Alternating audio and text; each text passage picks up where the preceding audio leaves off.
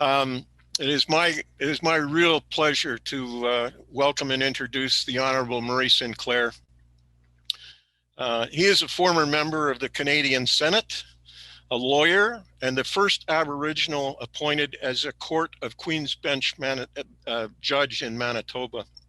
He also served, as most of you who have read the bio information that we sent out, as the chair of the Indian Residential Schools Truth and Reconciliation Commission from 2009 to 2015, which documented over 6,000 statements from survivors.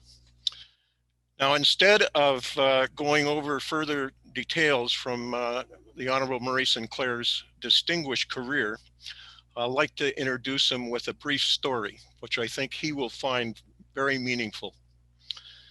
The Truth and Reconciliation Commission's sacred Brentwood box was constructed by Coast Salish artist Luke Marston on a single piece of red cedar and carved to represent First Nations, Inuit, and Métis culture. During the Truth and Reconciliation events, people placed personal items into the box to symbolize their journey towards healing. For a period of time, it was on loan to the Canadian Museum of Human Rights. I often directed the attention of school groups to the box, and particularly to the image on the front, which is of an Aboriginal woman with a missing finger. Apparently, the finger was broken as punishment by a nun. It is my distinct honor to introduce one of Manitoba's and Canada's favorite sons, the Honorable Murray Sinclair.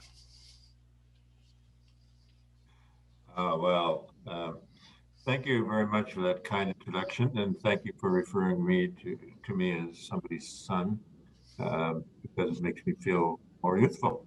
And I'm at the age now where anything that makes me feel, look, or sound younger is a real benefit. So appreciate that. I'm particularly glad to see Bree, and I just wanted to extend my sincere thanks, Bree, for the gift that has been extended to me. Sure. I don't know if you know it, but I'm a real what's the word? Active storyteller in my family, and my grandchildren will all tell you that when I start telling a story, everybody gets engaged. And so when I was looking through this, I thought this is a wonderful story that I'm looking forward to reading to them, and then adding my own flavor to it, and probably making things up as I tell them the story, because all these stories are designed for things like that. But on the other hand, you've done a wonderful job of writing and illustrating, and I congratulate you on a beautiful result. And I also congratulate you on your illustrations. You're a really terrific artist. So when you get a chance, draw me, okay? So, and I'll hang it on my wall too. As you can see, I'm in a new office. I don't have any artwork behind me, so I appreciate that. And I thank you as well for the introduction. Introductions are always a little tricky, you know, and you know that too. You've probably seen my bio. My bio can run to 12 pages. I think it might be closer to 15 now. I remember one time I was being introduced at the University of Toronto Law School by a young law student who said, I've read Justice Sinclair's biography, and his resume is very long and very impressive, so I'm not going to read it all to you. In fact, I'm not going to read any of it to you because we have to get on with this event, she said. But I just want you to know that I've read it, and I can assure you he is a well-rounded man. So, I thought, my God, I'm not sure if she's talking about my experience or is she talking about my physique. So the shortest introduction I've ever had is with survivors in Saskatchewan who had gathered for the first time. The TRC brought all the survivors of Saskatchewan together, and there were about 7,000 of them in a hotel ballroom in Saskatoon. and many of them seeing each other for the first time in many, many years. And so as they were gathering, they started talking and reminiscing and visiting and looking for their friends and looking for even family members that they hadn't seen in years. It was really quite the event. And of course, it was quite loud. And the master of ceremonies was a survivor, an elderly guy who was on our survivors committee. And so his responsibility was to get the meeting started. And so he introduced me with what has got to be the shortest introduction I've ever had in my life.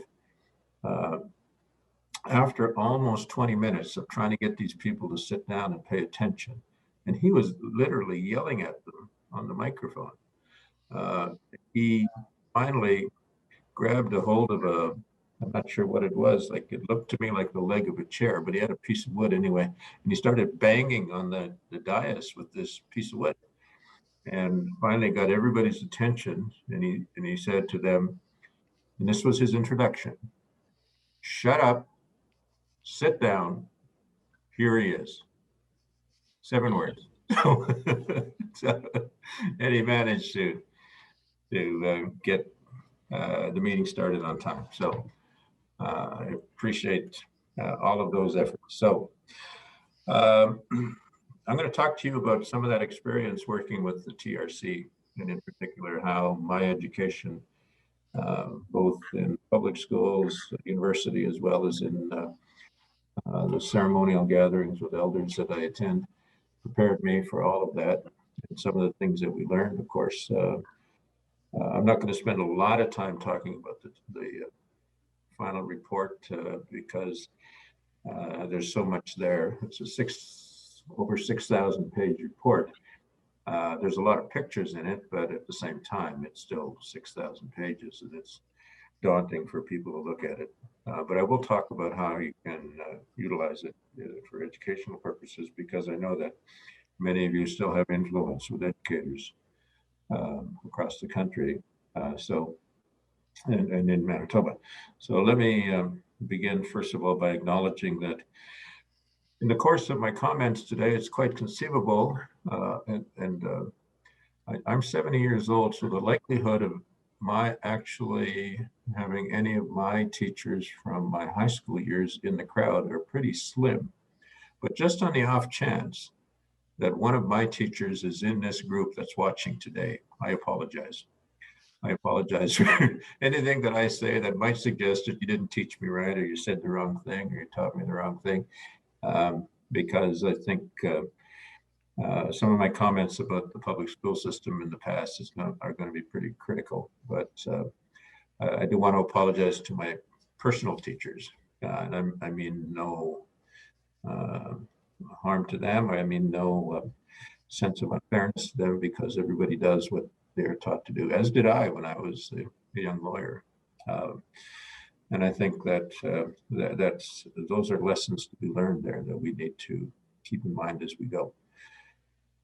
I also want to acknowledge that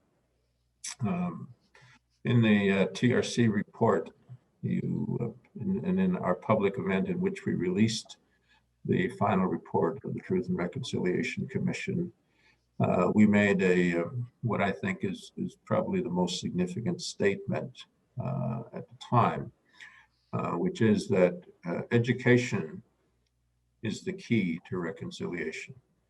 Education is the way that we are going to be able to influence the way that our children and our grandchildren talk to and about each other into the future.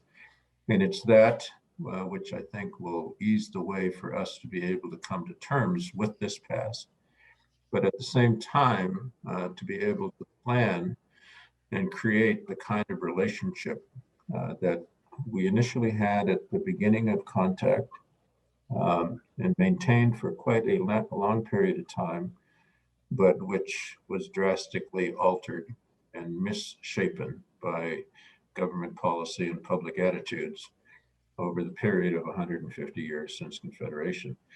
And I think we need to think about all of that, and that process since Confederation the educational system bears a large role in all of that. And I'll tell you why in a few minutes. When we look at the history of how we talk about Indigenous people in this country, and this was true back in my years in public school, both in my middle school years as well as in my early school and in high school. One of the things that always struck me was that when the school system at that time, and even to a certain extent today, talks about the history of this country, they talk about the history of this country since contact. They talk about this history as being only relevant to teach insofar as the arrival of the European. And since the arrival of the European, how the European shaped this country into the nation that it is. There is very little discussion there was very little, in fact, almost no discussion about the history of Canada, the history of the people of Canada, or what is now Canada, prior to contact, prior to 1492, other than there was the occasional reference to Vikings having come here and perhaps landing in Newfoundland, Labrador, and other explorers maybe coming from the west and landing on the west coast before 1491, 1492 in that era. As it is in the United States, they mark 1492 as the beginning of what they now have.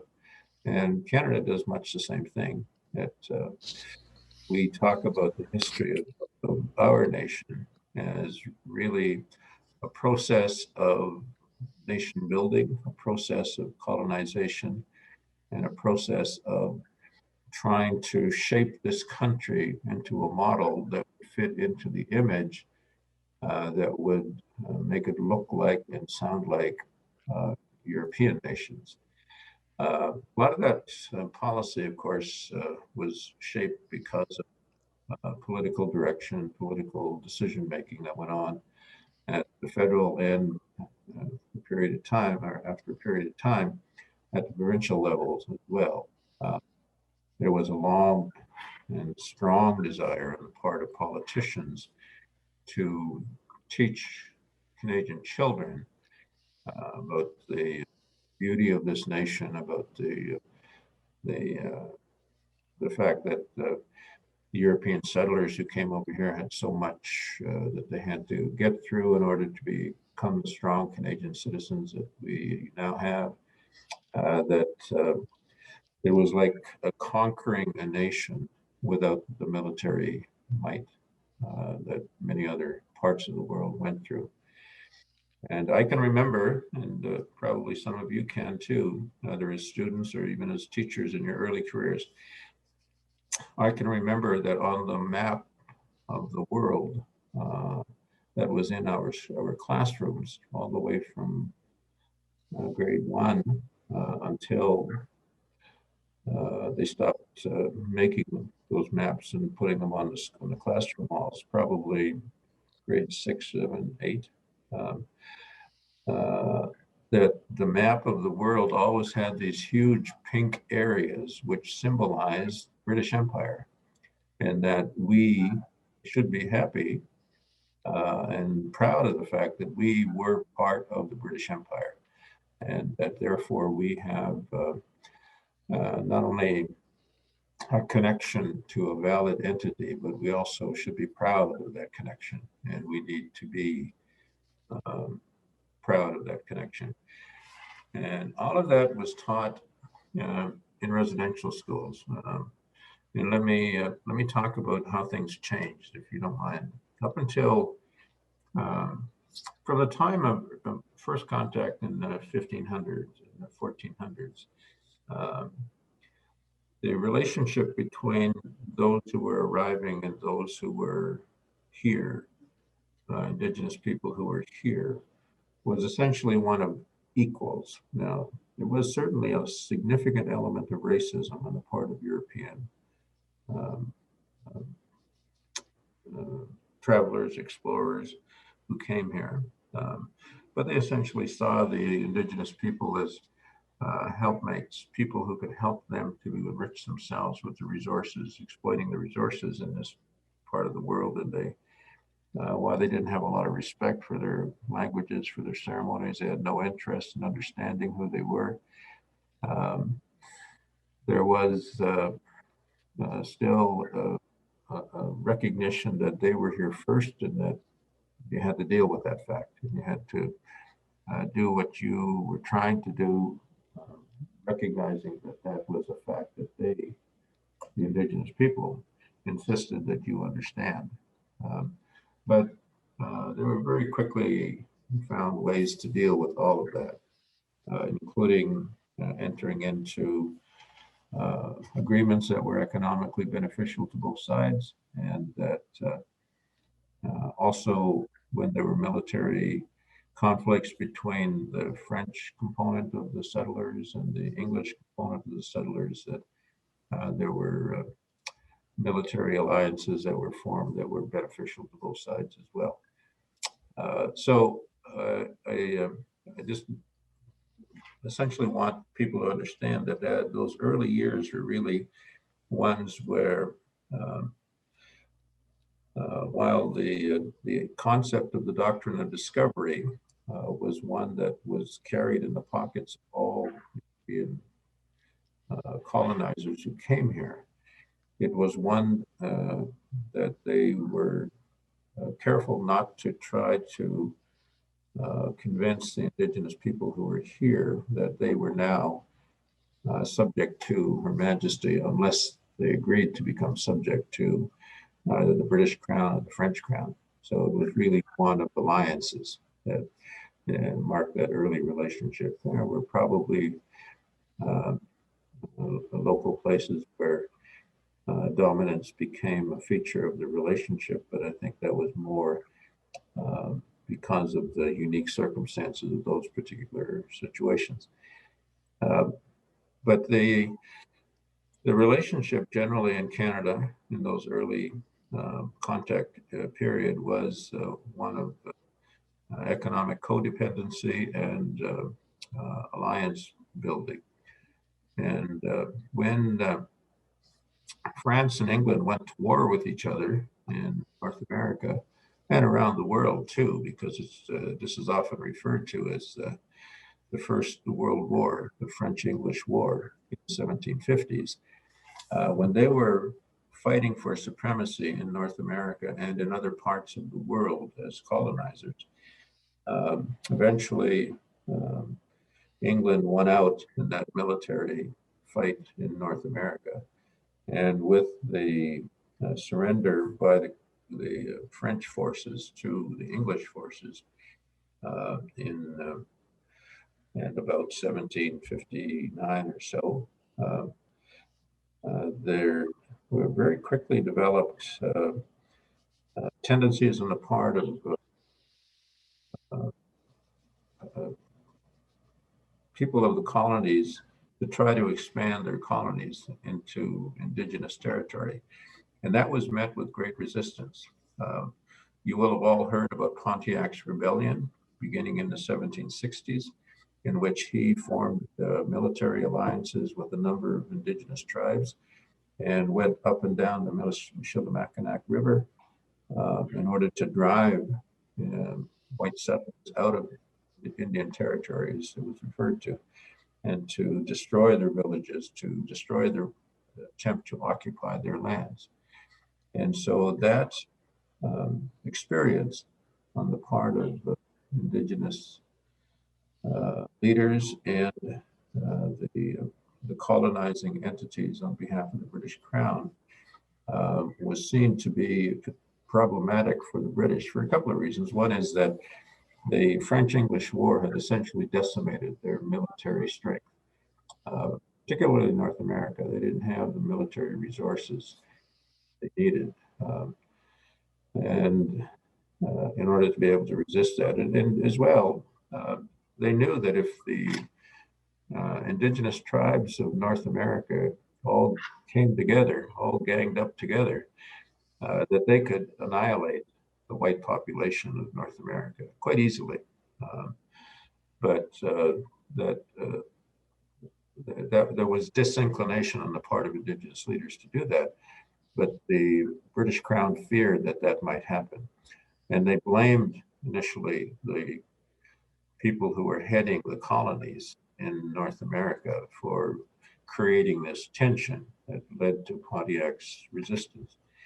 And so they issued a proclamation in about 1761 to the heads of the various colonies saying, you cannot allow for expansion of your colony into indigenous territory until Crown's representatives have dealt with the presence of the Indian people, as it was referred to, on their land, and that you must restrict yourselves to staying within the current boundaries of your colonies, because we have their agreement that the current colonies will not be harmed or driven out. And so that was a proclamation issued in 1761, but it was largely ignored by the profiteers and the land speculators. The land speculators were the real issue because they wanted to go out and get title to lands, buy lands, to purchase lands, have agreements to purchase lands with Indian tribes, not only in Canada, but also in the rest of the world, North America, into the United States.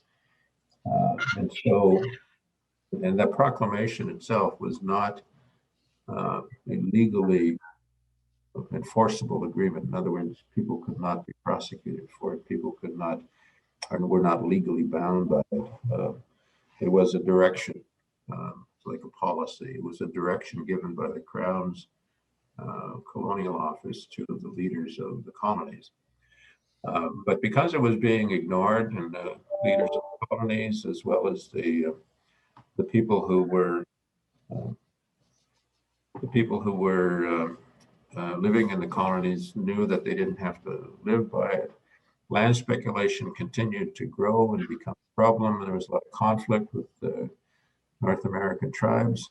And in 1763, the British Crown actually issued another proclamation, and this was called the Royal Proclamation.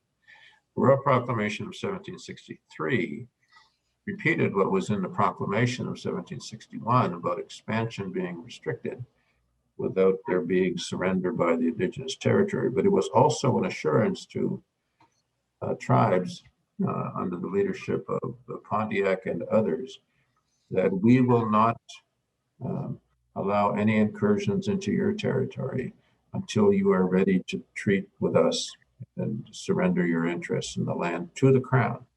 So you don't sell, and in effect it said, nobody can buy land from your representatives, only the British Crown can. So the Crown was still asserting sovereignty by virtue of the doctrine of discovery principles, but they maintained that there was still an interest on the part of Indigenous people that had to be respected. They recognized that in the Royal Proclamation, and that's an important provision.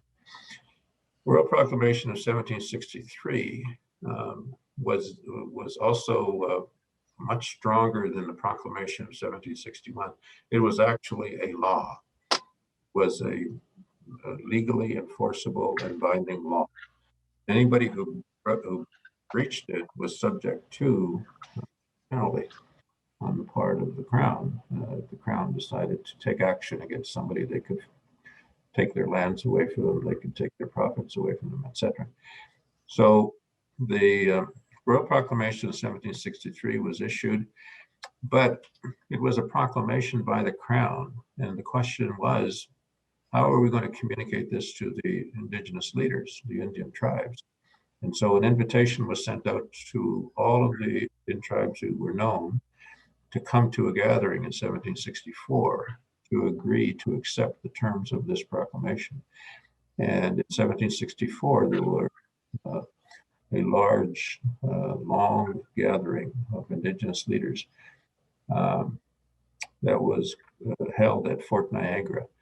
And that gathering resulted in an agreement that we see evidenced on the Indigenous side by the two-row wampum and by other wampum belts as well, in which the Indigenous people were asked to accept the terms of the Royal Proclamation, i.e., that they would be able to hold on to their lands and the Crown would not take their lands away from them until they agreed to surrender their lands, and that the Crown would prevent all these speculators from going out and trying to take their lands away from them or trying to buy their lands.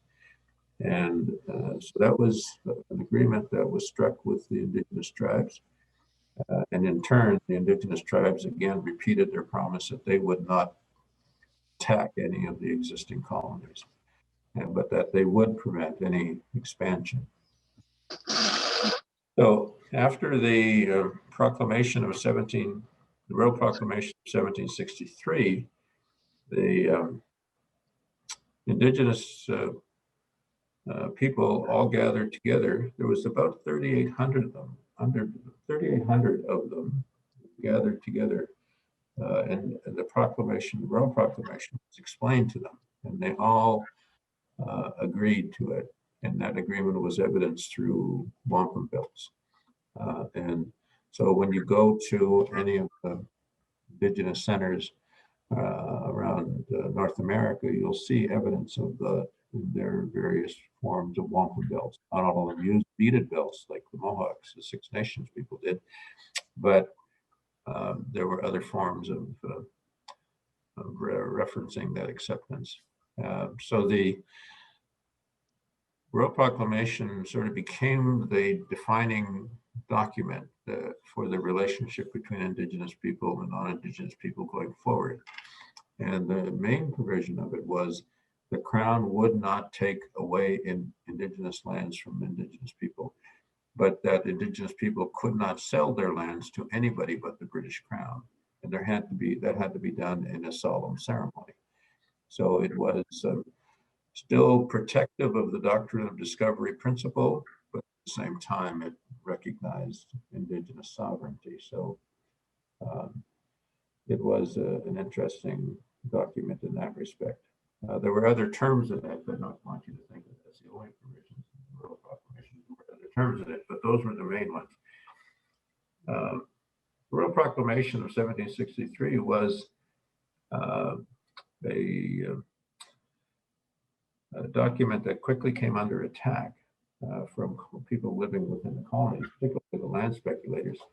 And in the United States side of things, in the 13 colonies in the United States, they particularly did not like having to pay taxes to England and having to live under English rule, and then not being able to purchase Indigenous land. And so that led directly to the American Revolution, the Act of Resistance in 1776, where they declared independence. So the American War of Independence took place in the 1776 era, and they declared independence from the British Crown at that time.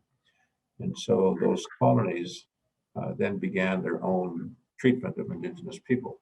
So they were not feeling bound by the Royal Proclamation, and they treated it as somebody else's law, not theirs.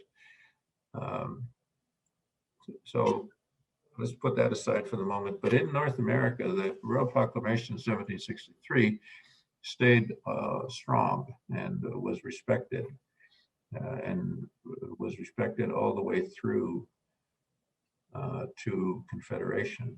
And in 1867, when Canada wanted to expand, when Canada was created and wanted to expand further into the West, we have to remember that white settlers in North America and in Canada were the minority population. The vast majority of people in Canada in 1867, and for many decades thereafter, were Indigenous people.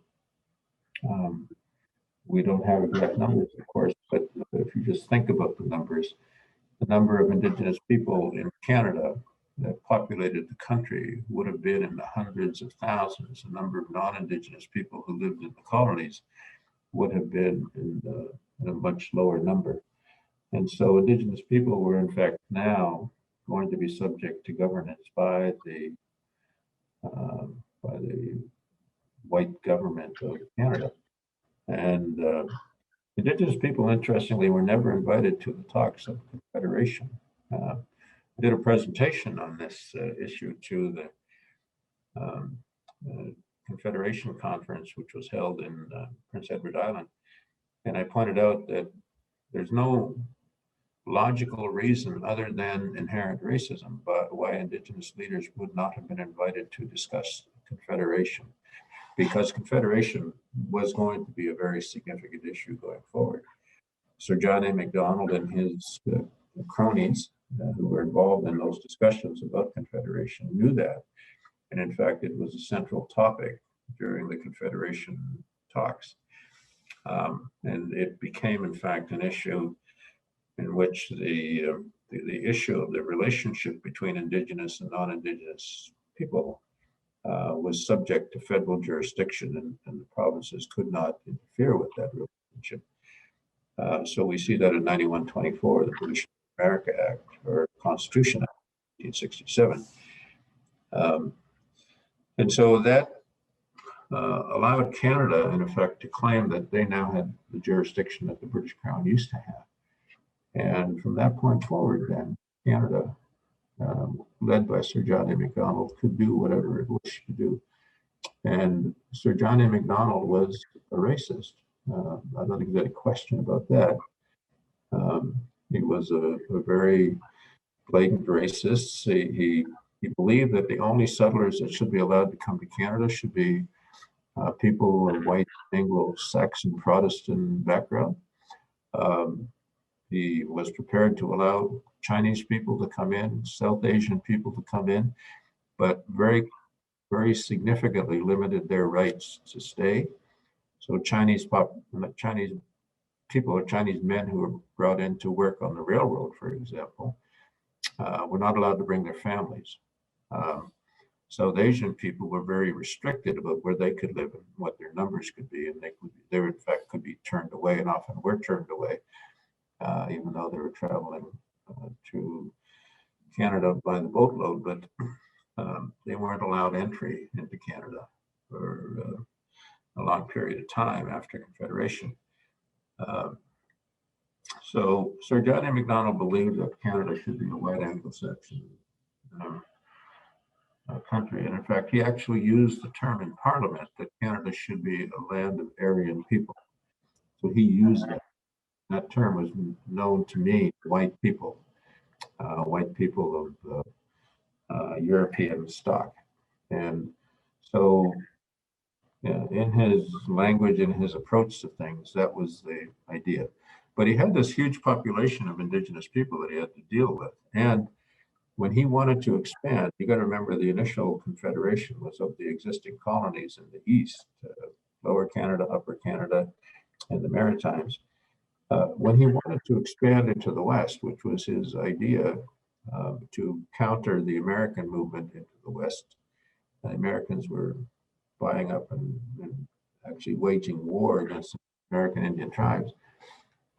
When Macdonald wanted to move into the West, they had a couple of hurdles to come through. One was, of course, the fact that the Hudson's Bay Company had legal rights over much of Western Canada that he had to deal with, the Rupert's Land Territory, as it was known. And the Hudson's Bay Company had actually negotiated a deal with the American authorities to sell their interest in the land to the Americans for $38 million, approximately. At that time, $38 million would be in the trillions of dollars in terms of values today. But they were going to sell their interest in the land to American people. But the British Crown put a stop to that, and they required the Hudson's Bay Company to sell their interest in the land to Canadian authorities. And they ended up selling their land for about $11 million to Canadian authorities. So MacDonald had to deal with that.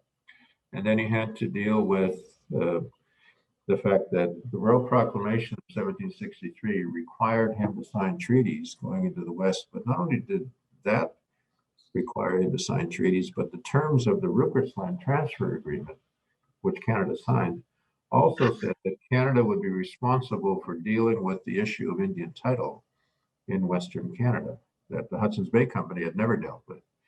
And so the British authorities imposed upon Canada the requirement that he had to deal with Indigenous occupation of the land. So all of that is just really to indicate the fact that there's much about that history that we were never taught about when we studied Canadian history. We were just taught about the beauty of Western expansion and Canadian expansion and Canadian nation building over the West, and all of the diabolical and evil things that the Canadian government did in order to expand into the West have never been taught. Of course, MacDonald decided that he wanted the people of the Indigenous people of Western Canada to be eliminated from the equation. It's the best way I can put it. So in signing the treaties, there were a lot of provisions that were in the treaties that were never upheld. There's a famous quote from Stonewall Jackson in the United States around the same time, who said, "The purpose of signing treaty with the Indians is to get them to settle down, to get them to appease them, make sure that they stop fighting us. But once we get them to sign the treaties, then we can have our way with them. That's the purpose of the treaty." And MacDonald followed that principle and believed in it as well, because when he signed the treaties, there's correspondence and evidence that he really didn't intend on fulfilling the treaties. For example, there's a provision in every treaty in Western Canada that the government of Canada would build schools on each of the reserves, and that they would pay for the costs of operating schools, including the costs of teachers.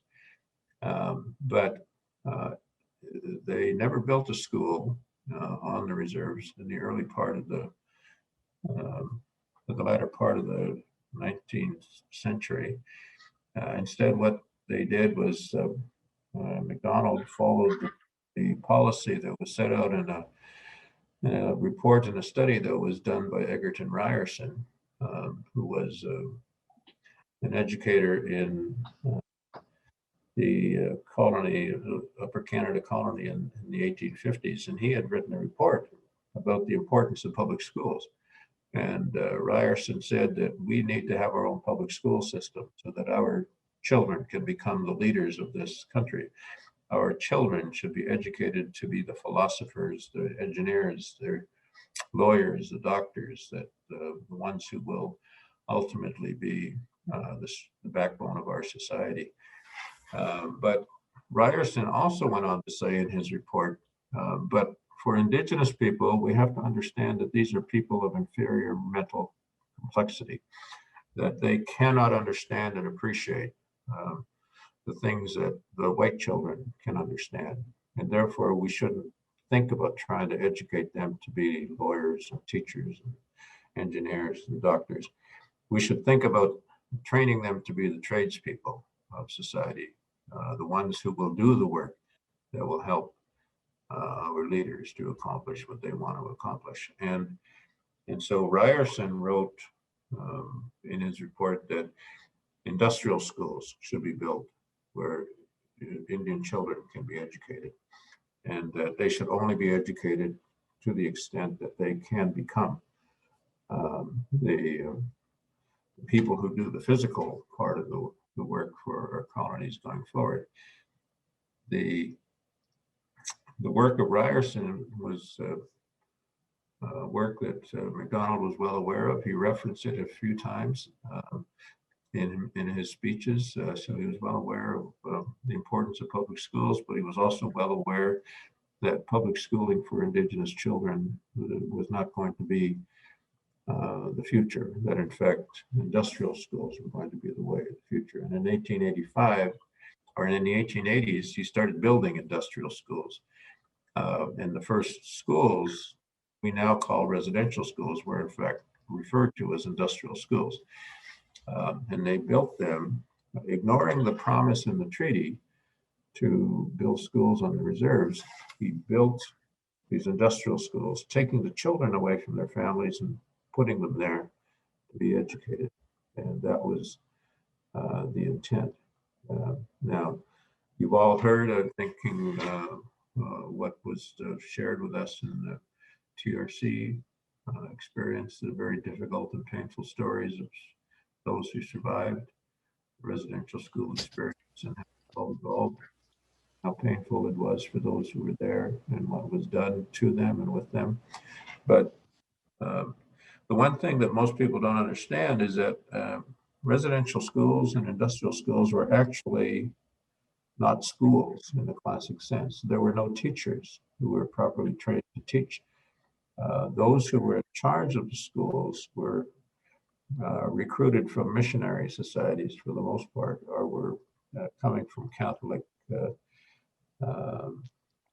entities that were more interested in salvation through missionary work. And so the schools really became centers of indoctrination and not educational facilities whatsoever. There were no standards for education. There was no curriculum that was created for the residential schools until well into the 1940s. There was no standard that teachers had to be qualified as teachers, as public school teachers were. People who wanted to teach in residential school simply had to be prepared to be committed to the idea of Christianization and civilization of Indigenous children. And so aspects of Indigenous culture were never taught. Indigenous children were punished for speaking their language, that they were isolated if they tried to maintain relationships with their family, with their brothers and sisters in the school. We see several instances of young children being separated from their older siblings in the same school and not being allowed to speak to them. So the family unit was damaged severely, if not broken completely, by the residential school experience. And that occurred for a period of 7 generations, from the 1880s until 1996, when the last residential school closed down. But the one thing as well that the children were taught was that they were inferior, that they came from inferior stock, that their languages were irrelevant, that they had no history to speak of, that they were savages, they were warriors, they were heathens, they were pagans, they were uncivilized because they were unchristian, and that their belief systems were just a bunch of superstitions that were the work of the devil. And so this is what the children in residential schools were taught. And that their savagery, in fact, was to be feared. And that therefore, if they didn't civilize, it would always be people that others would fear. So they had to civilize. They had to appear to be civilized. And it was bad enough that that was done in residential schools, but we need to understand that only about 30% of the children from 1870 until 1996, only about 35% actually went to a residential school. The remainder of those children went to public schools. And in those public schools, the message was largely the same. And that is that Indigenous people were irrelevant to the creation of this nation, that in fact they stood in the way of the creation of this nation, and that they were savages, they were heathens, they were pagans, they were uncivilized, that they were inferior, that their cultures were inferior, that in fact they were on the verge of extinction. Um, and it was lucky for them that the Europeans came here and saved them from extinction, because if they had not um, saved them from extinction, then indigenous people would all be disappeared by now.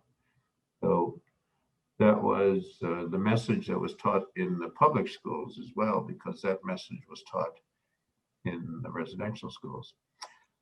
And finally, uh, because that message was taught in the public schools, all of the indigenous children who heard that message were all taught to believe that they were inferior, that they came from inferior stock.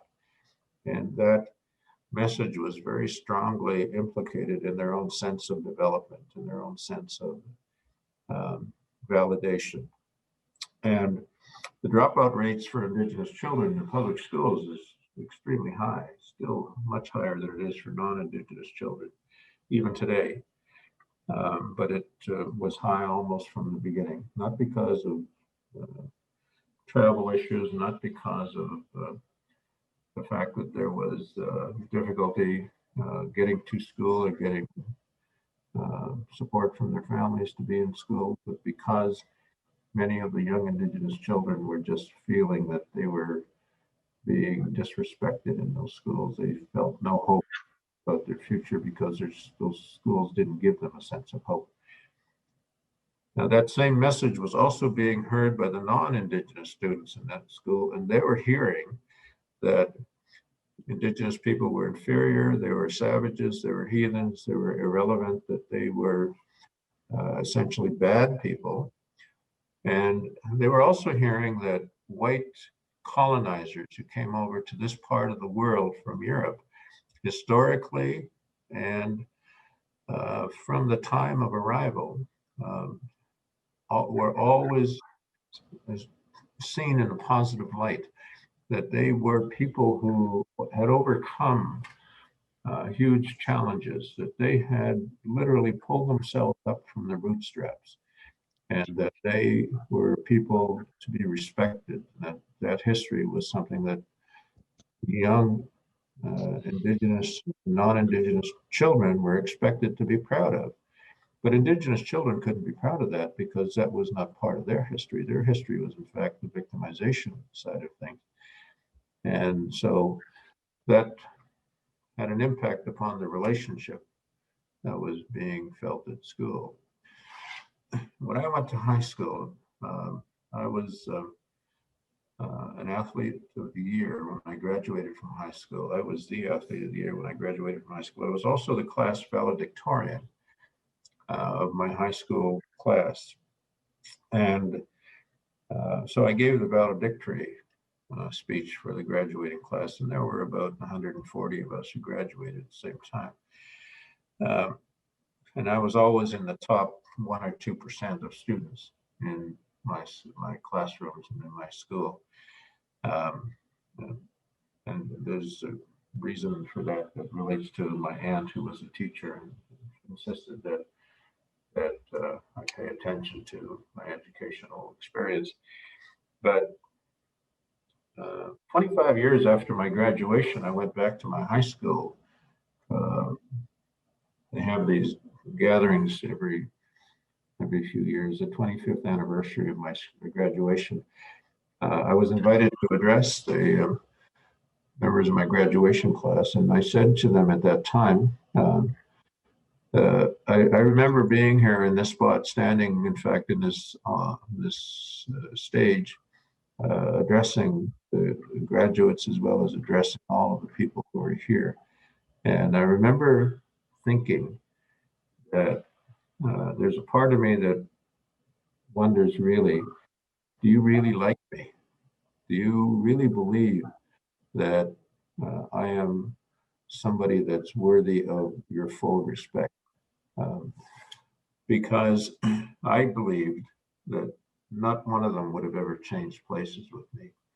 We were a poor family. We grew up in the north end of town. We grew up in what was recognized as the Indian part of town. We grew up in a neighborhood that We didn't have the same kind of roads where there are huge potholes as opposed to the paved streets in other parts of town. We didn't have paved streets. We still had public wells at street corners. We didn't have running water in our houses. Many of our houses still had outside biffies in the backyard. So that's the kind of neighborhood that I grew up in and I went to school from.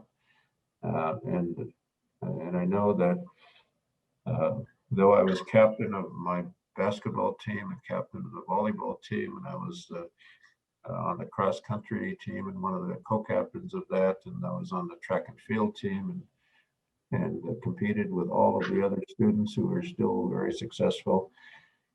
The reality is that outside of our competitions together and outside of our playing together, we were not friends. I never got invited over to their houses, and they would not come over to my house whenever we had a barbecue at our place. There would be very little in the way of real friendship between us. And so that had an impact on how we were growing up. So that's why I said that education is what's gotten us to this point, and we need to recognize the important role of education. And we need to recognize that education is really going to help us get through it, because if we start educating our children and grandchildren properly about the history of this country, then we will be in a much better position going forward. So I did want to talk about a few other things, but I also promised I'd leave a little bit of space for some questions and answers. So, or at least some questions. I'm not sure you're going to get any answers. I will indicate that in closing, I just want to say that despite all of that, the one thing that was really important to me growing up was to understand the importance of education. And so I thank all educators. I've always had great respect for educators and the role that they've played, because ultimately they've helped me become what I am.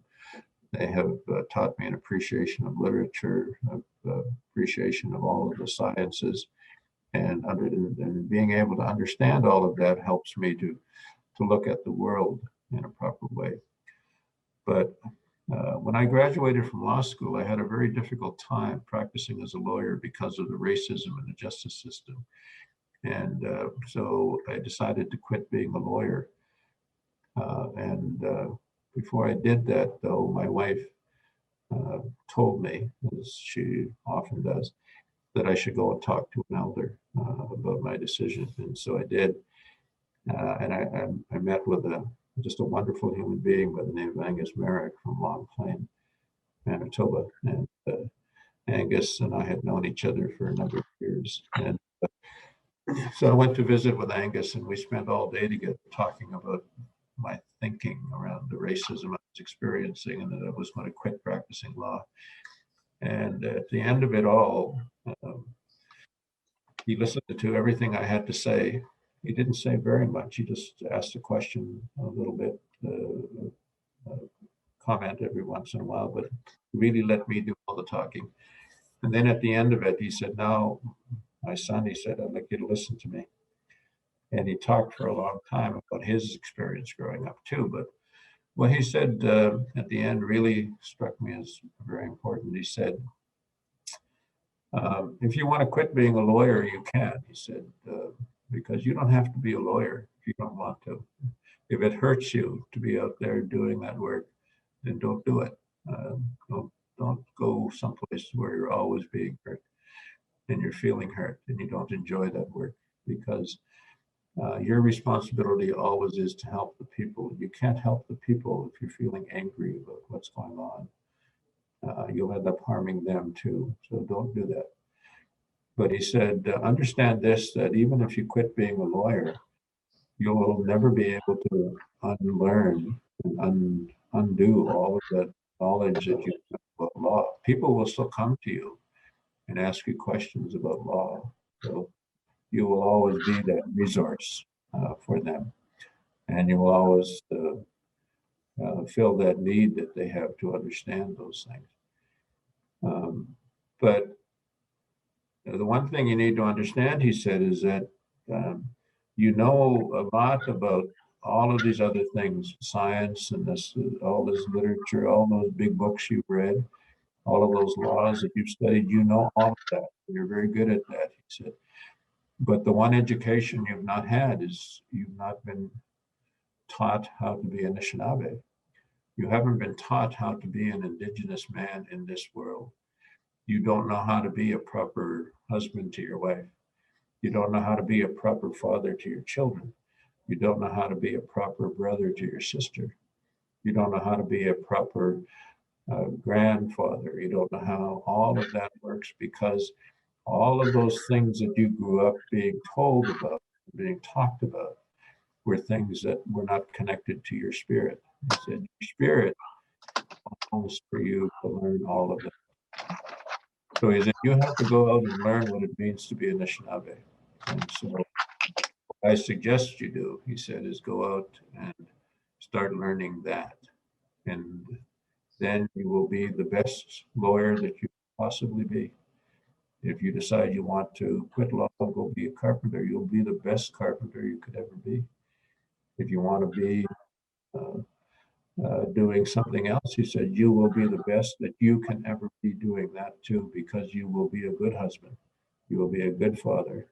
You will be a good brother. You will be a good mushum, good grandfather. And if you can do those, then everything you do will be the best that you can do it. So you have to learn what that balance is going to be for you. And so I have been on that journey now since I was 28 years old. And I'm still on that journey, quite surprisingly. But I think it's a journey that all of us are on. You're on your journey as well. And you're learning how to be a grandfather or grandmother. You're learning what it means to be a good support person to your sister, good support person to your brother. You're learning what it means to be a good human being still, because we're getting to the age now where we all want to get to heaven. And we always want to do the best that we can and be the best that we can. We have been taught as Anishinaabe people that that's our obligation from the very beginning of life, that you will do everything you can so that when you stand before your creator, and the creator says, what did you do to help the people?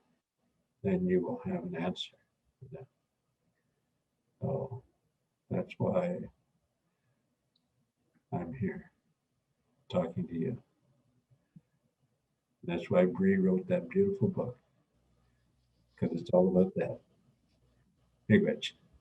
Thank you, everybody.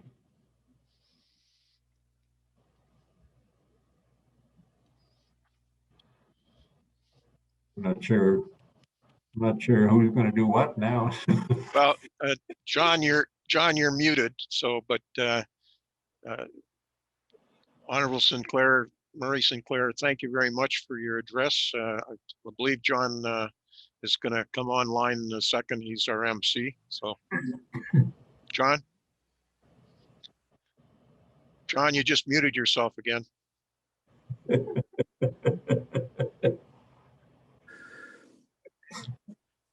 John, you're muted.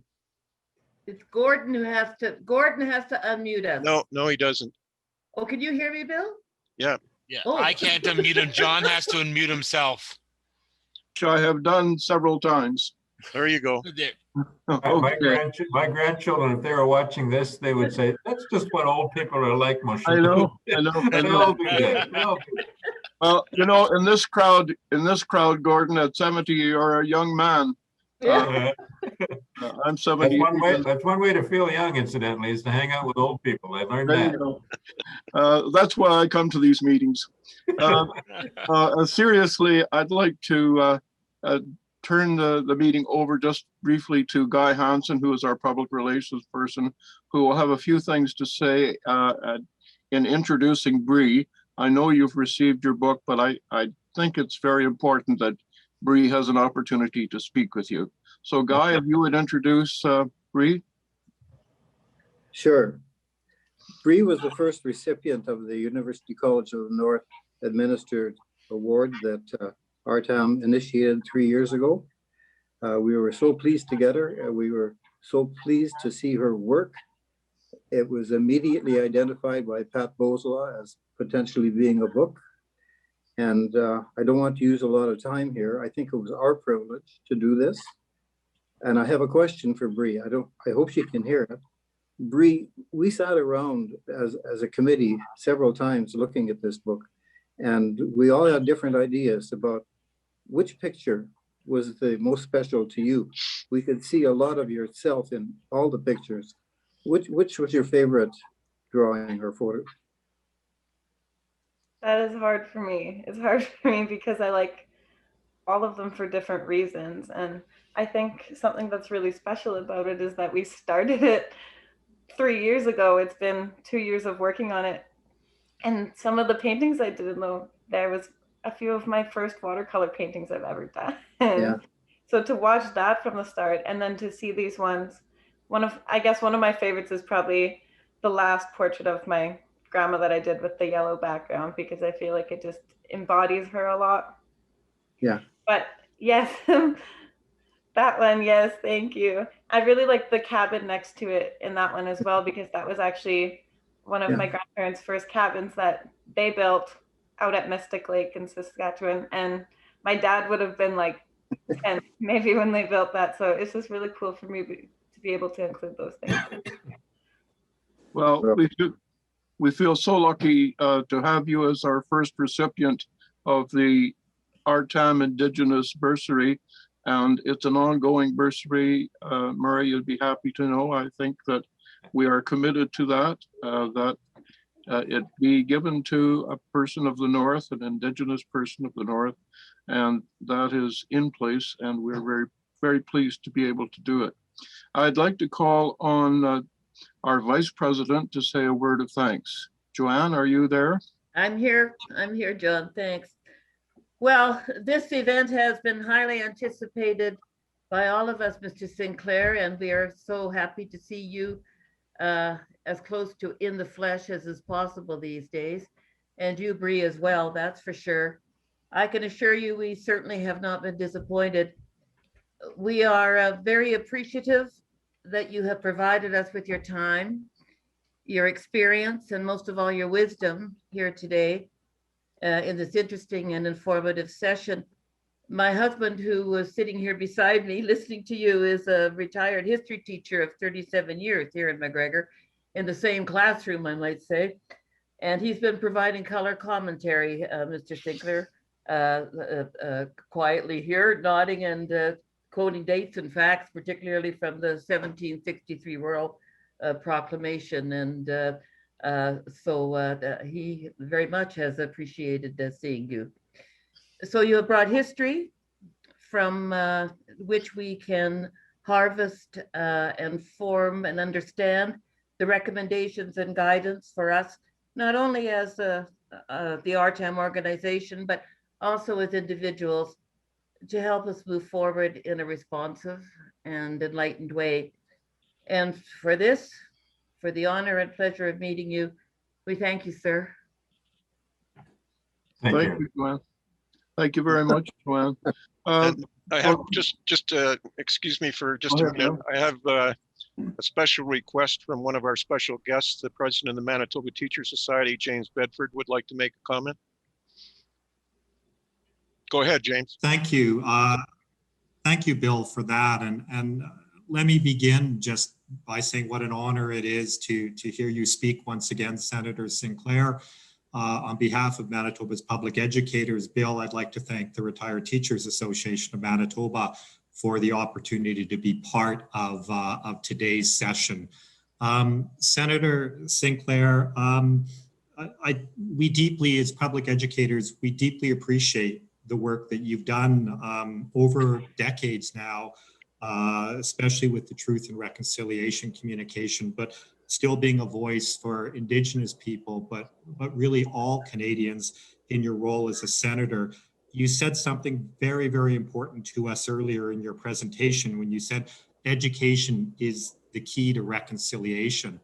I've, in my quarter century of being a public educator, and I'm by no means the elder that you are, but in my quarter century of work as a public educator, I have seen real change take place in Manitoba's public schools when it comes to reconciliation, to the acknowledgement of the role that Indigenous peoples play in all of our lives. It's quite the experience when you see a classroom of newcomers to this country, of newcomer Canadians being addressed by an Indigenous elder and being captivated by that Indigenous elder. This work has taken place because of the school structure, the governance structure we have in this province.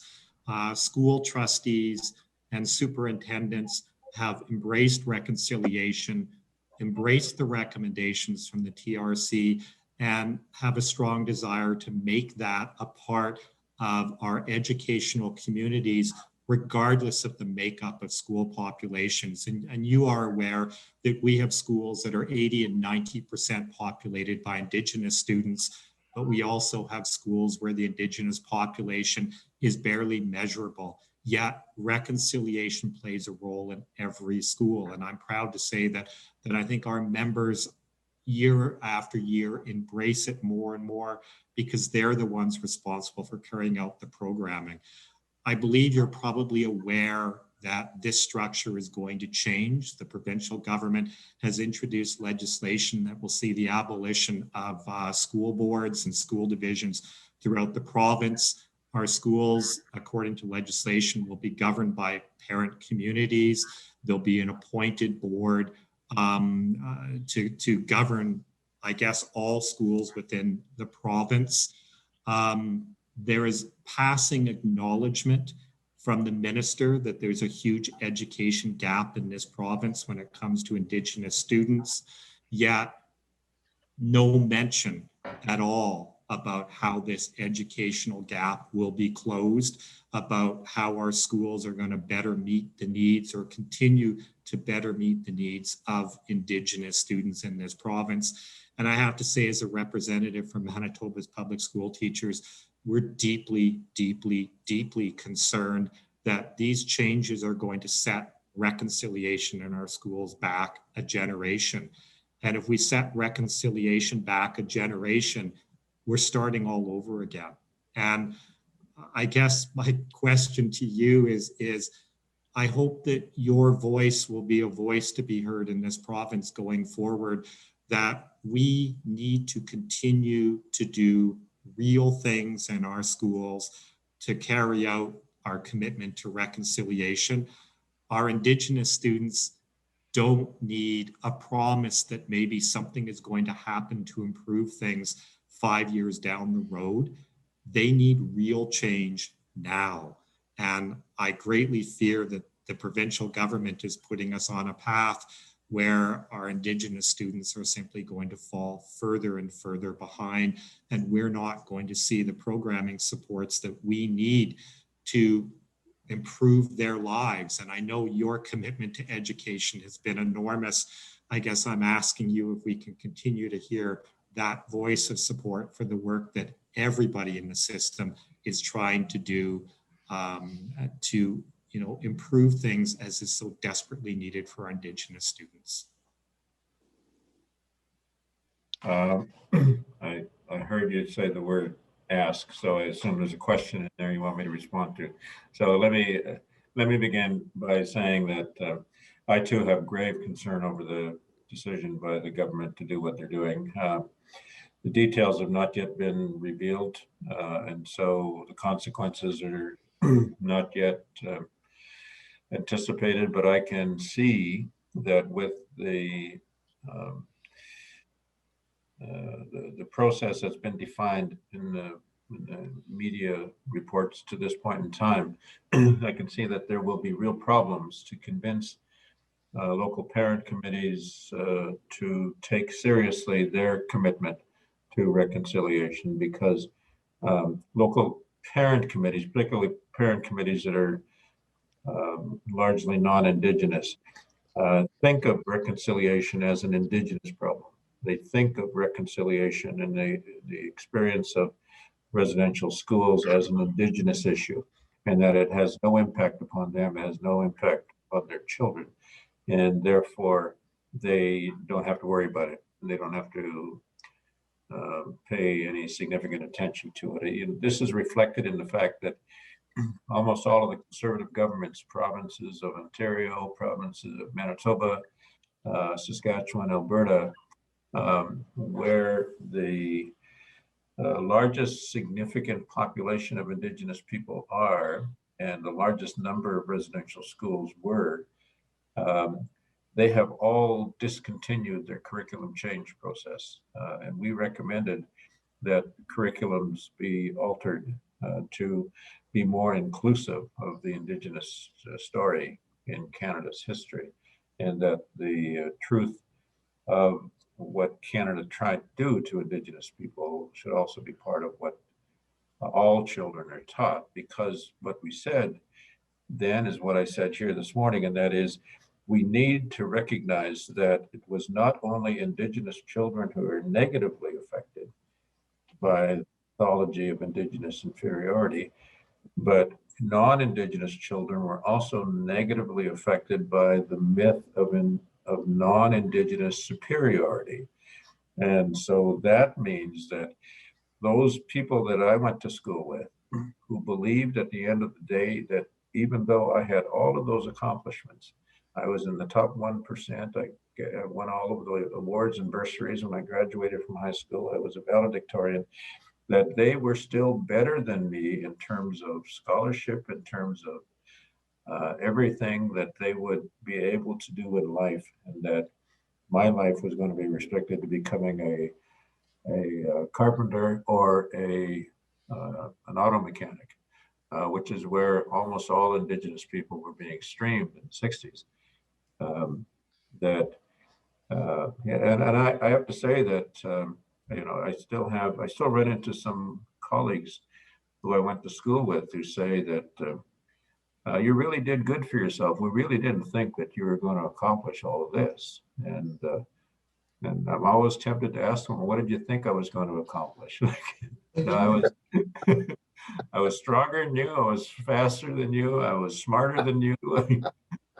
But on the other hand, they had a place of privilege within our society, and that sense of privilege meant that they were going to be assured of their future, but we were not assured of our future. And so putting decision-making processes in the hands of smaller parent-run committee processes runs the risk of those parent committees dominating the conversation around reconciliation and losing sight of the fact that their children too need to be protected from this tendency to hide the truth of our negative history. Anyway, thank you for your comment. It's good to see you. And Bree, just before we leave, did you want to make any final comments or to Senator Sinclair? Yes, please. Thank you. I'm just so honored and humbled to have this opportunity to meet you today. Throughout my education journey, I've been really lucky to be in Indigenous perspective-based programming between I started in NORTEP, and then when it was closed, I went to UCN in Nepal. My arts degree is also in Indigenous studies, so it's somewhere where my heart is really invested in being a lifelong learner, and both academically and spiritually for myself. So through my studies is where I started to learn about you and the way that you use your voice. And I think words are so powerful, and I really admire the way that you have used your words. I feel empowered when I hear you speak, and I feel hopeful for the future. My story was created as an assignment that was given by one of my teachers, Anne Barbara Stevenson, who is actually, she's here, I know she's watching. And she's an absolutely amazing teacher who really admires you as well. And she brought your words, and we had so many discussions about reconciliation, different things in her classroom. So for me, being able to give you this book feels extra serendipitous of that. My story was inspired by my journey of rediscovering and reclaiming my own roots. And I've been able to do this through education, like you said, not only from teachers, but from community members and friends and elders and family members. And it's truly been a gift in my life, education, but I did struggle with the history of the school system. And when you said that education is what got us into this mess, but education is what will get us out, that is something that stuck with me so deeply, and something that I will keep with me and I've kept with me as I went on my journey of becoming an educator. So I just hope that my words can be inspiring as well for others. And with this book, I just want to inspire others to reconnect with their roots, because I didn't get to grow up in my culture, but I was lucky enough to start finding it for myself as an adult because of a lot of wonderful people. And I just want to inspire others to connect with the roots because it is so powerful. And that's something that you have done for me. So thank you very much. Oh, well, thank you. Those are wonderful thoughts, and thank you for those kind words. I do want to tell you something, though, that the ones who are going to be most deeply affected by your book will be the grandmothers, because this is the book that grandmothers will want to share with their grandchildren and with their children. And so you have at your very tender young age, you have become the voice of grandmothers. So enjoy that and keep that up. Keep up that good work, because it's a wonderful skill that you have. And never forget that those words that you put down on paper, they come from the heart, and that's where the spirit dwells, and it's the spirit that's helping you talk in that way too. So you be good, all right? You be strong, but never lose sight of the importance of kicking ass from time to time. Thank you so much. Well, on that note, Bill, if I could add just a couple of things before we close off. First of all, I don't know if it was mentioned that a copy of Bree's book is being gifted to each of the schools in Manitoba and wider circulation as well, but certainly they're going into all of the schools. And the other thing that I wanted to say is that for those people who would like to hear more of the message, on Saturday at 2 o'clock, the Manitoba Theatre Centre, the Royal Manitoba Theatre Centre, is featuring a talk with the Honorable Murray Sinclair and his son, Nigan. And so if you log into the Manitoba Theatre Centre, you will be able to register to listen to further discussions on this between the father and son. And now, Bill, I turn it over to you to close it off. okay, thank you very much, John. Thank you, Senator Sinclair and Bree. I should just also make note that all of our special guests today will receive one of the signed copies of Bree's book, as Senator Sinclair has already received. And in addition to sending the book out to all of the schools in Manitoba, I just want to explain very briefly, thanks pretty much to Guy Hansen and Pat Mauslau, that the distribution of the book is quite a bit wider than that. So we are, in addition to every school in Manitoba, it's going to every library in Manitoba. It's also going to every mayor of every municipality in Manitoba, to every member of the Manitoba legislature, and also to a bundle will be going to the Assembly of Manitoba Chiefs for distribution, as well as to the Métis Federation. So again, Bree, we thank you, and we definitely thank you for your inspiring words, Senator Sinclair. Thank you very much. Can I just make one final comment? Am I muted?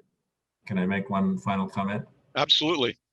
Bree, I want you to know, incidentally, and this is meant for Bree, okay? I think this is a perfect book to record and allow parents and grandparents to play for their grandchildren as they're going to bed at night so that they can listen to it while they fall asleep. And I'm not a little girl who's telling the story, but I will, if you want, record this story for you. And you can circulate that as well as part of your book distribution process. So Oh my goodness. I like reading and I like recording, and I'll tell you a little secret.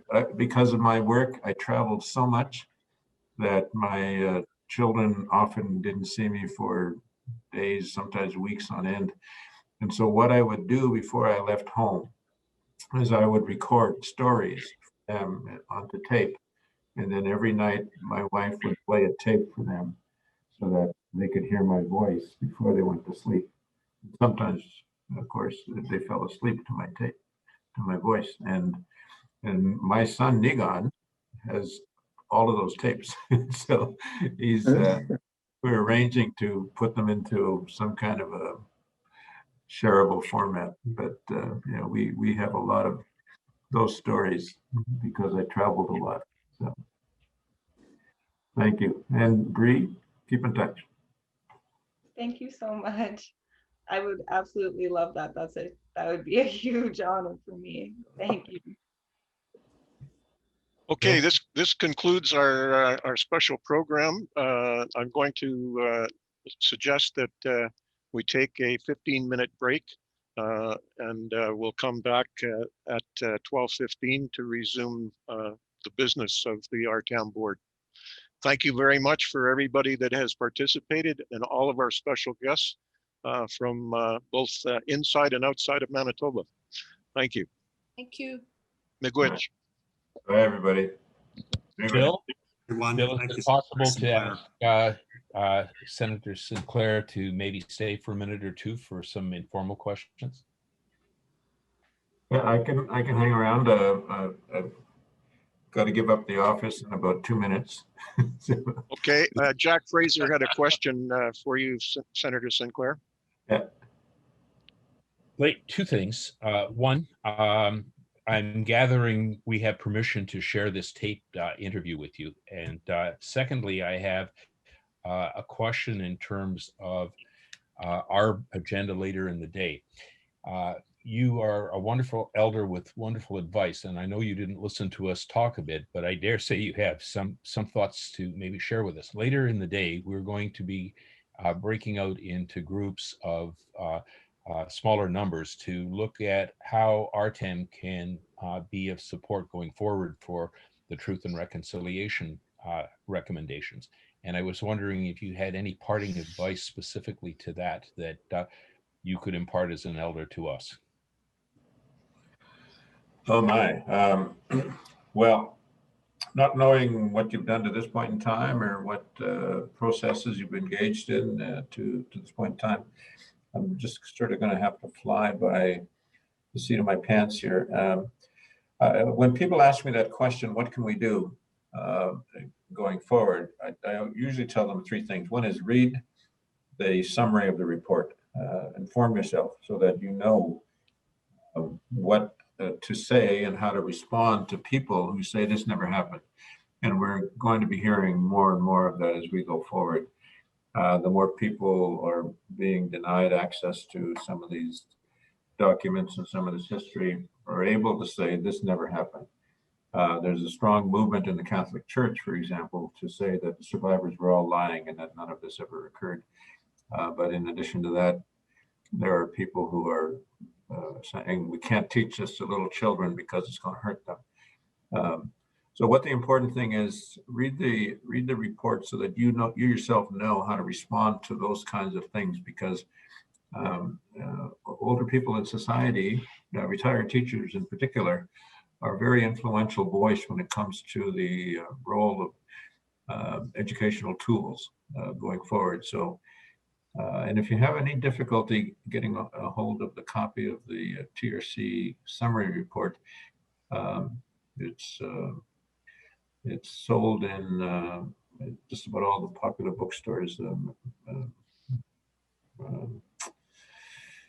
The sales of them is we arranged for them to be published and there are no royalties being paid to anybody, but the publisher is ensuring that it's been distributed and it's still available in almost all the bookstores. So, so I suggest that, or you can go directly to the publisher and order copies. But read the report. And if you find that a 300-page to 340-page summary is too much, there's a 100-page summary as well that's being distributed through the National Center for Truth and Reconciliation that you could order. That they'll gladly sell you for $10, I think. So it's worthwhile, but just be sure that you know what it is that you're dealing with and how to respond to that. Secondly, I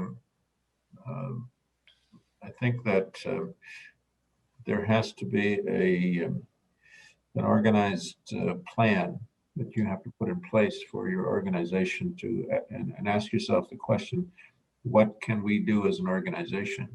And I find that most of the dialogue that's going on is dialogues between individuals without there being a cohesive plan that's developed on the part of each institution. Even the federal government does not have a very good plan when it comes to reconciliation. They're just doing things ad hoc, wherever an opportunity might arise. They'll add something here, they'll create legislation there, they'll create a policy here, but they don't have a plan. And part of that plan has to do with ensuring that all people who are working with the public are properly trained in this history, so they know what they're talking about and what they're doing and what influence what they're doing is going to have and should have. There's lots of things we could talk about, but I do suffer from the fact that I'm not quite sure what it is that you've been doing to this point in time. So it would require that kind of analysis. And then if you haven't done that yet, I would suggest you look at engaging with people who are doing this kind of work, helping organizations develop plans of action with regard to the TRC calls to action. And it's always a useful exercise. Thank you very much. Bill, if I could just weigh in on that momentarily. Honorable Sinclair, it's been a pleasure to listen to you again. I've heard you speaking before, and it's always engaging.